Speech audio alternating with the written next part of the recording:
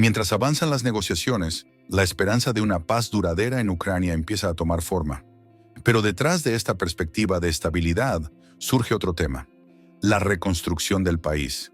Desde el inicio del conflicto en 2022, la cuestión de la reactivación económica ha estado sobre la mesa.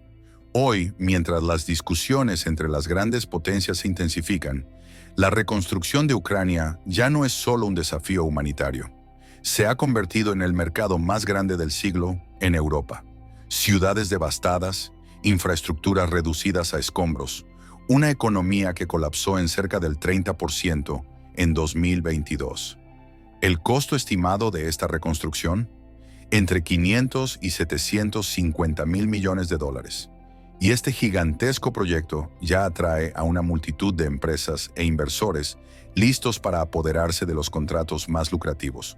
Entonces, detrás de los discursos de solidaridad y ayuda humanitaria, ¿estamos presenciando una nueva batalla, no ya militar, sino económica? ¿Quiénes son los verdaderos ganadores de esta reconstrucción? ¿Quién financiará realmente este gigantesco proyecto?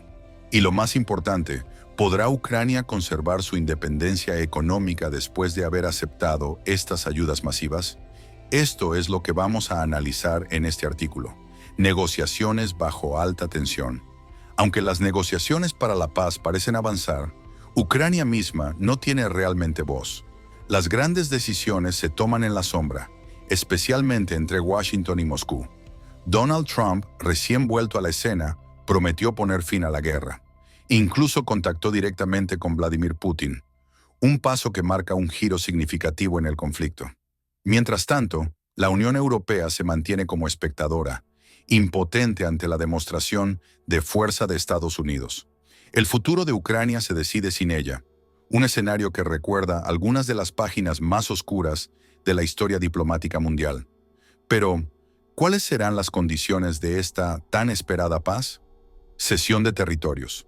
Algunas regiones como Donetsk y Lugansk podrían perderse definitivamente. Un cambio de gobierno. Moscú exigiría la salida de Zelensky para instalar una administración más conciliatoria. Un estatus neutral para Ucrania. Imposible integrar la OTAN con un ejército severamente reducido y bajo vigilancia. Estas condiciones, mayormente favorables a Rusia, dejan entrever una Ucrania debilitada, pero sobre todo dependiente de aquellos que financiarán su reconstrucción. Y aquí es donde comienza la guerra económica. Una deuda colosal y un apetito estadounidense. Estados Unidos, que ya ha gastado más de 600 mil millones de dólares en ayuda militar y económica para Ucrania, no tiene intención de regalar ese dinero.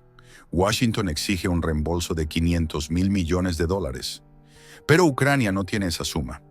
Entonces hay otra opción sobre la mesa: ceder a los estadounidenses el control de sus riquezas naturales: litio, uranio, petróleo, gas, tierras raras. Ucrania es un verdadero tesoro estratégico para la industria mundial. Trump, por lo tanto, impulsa obtener el control de la mitad de los recursos mineros del país. Ante el rechazo de Zelensky, la presión aumenta. Estados Unidos amenaza con cortar toda ayuda futura si no se llega a un acuerdo. Por su parte, los europeos protestan contra este método brutal, pero podrían verse obligados a seguir el movimiento. Simultáneamente, bancos internacionales como el Banco Mundial y el FMI están ofreciendo préstamos, pero estos vienen acompañados de condiciones estrictas: privatización masiva, apertura del mercado ucraniano a grandes multinacionales y reducción del gasto público. En resumen, Ucrania podría verse económicamente atada de pies y manos. Un desafío titánico. ¿Qué hay que reconstruir? La magnitud de la destrucción en Ucrania es asombrosa. El Banco Mundial estima que el costo de las reparaciones superará los 500 mil millones de dólares, pero el gobierno ucraniano habla incluso de 750 mil millones. Esto es lo que habrá que reconstruir. Más de 50 mil kilómetros de carreteras y 1.400 puentes. Centenares de hospitales, escuelas y edificios administrativos.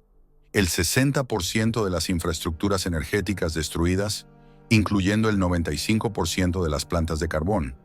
Una industria agrícola devastada que alimentaba el 20% de Europa con cereales. La agricultura ucraniana, antes floreciente, ha perdido cerca del 25% de su producción. No solo será necesario volver a sembrar, sino también modernizar todo el sector con equipos de última generación. Por otro lado, el sector energético está en ruinas. El país debe no solo reconstruir su red eléctrica, sino también modernizarla adoptando tecnologías más eficientes y ecológicas.